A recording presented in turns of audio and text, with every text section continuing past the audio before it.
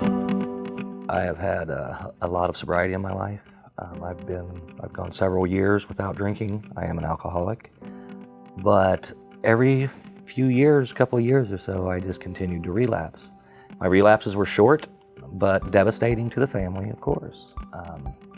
My wife and I talked about it and decided to try an in-treatment facility. And so that's where she came across Choices.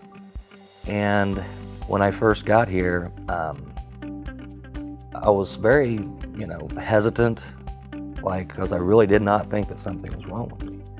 And I come to the realization after some sessions with my therapist, counselor, the issues that were causing me to relapse that I didn't even know about, the things that I could remember but just really did not understand the gravity of how that can impact someone's life.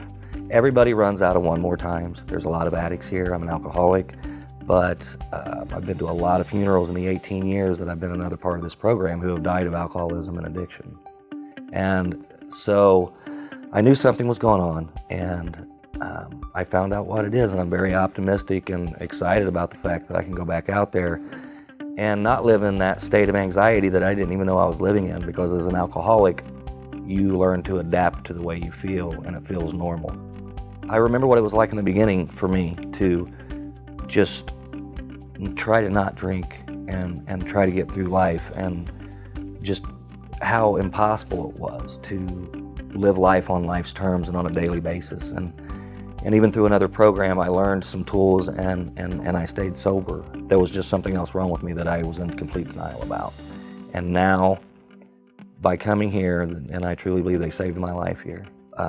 If anybody's watching this video who, they're watching this video for a reason. Either that person has a problem or another person has a problem. So I would, hopefully encourage that person or yourself to come here, because even if it's not just a relapse issue, it's an alcohol or drug issue, it's a very, very short time in your life for the rest of your life.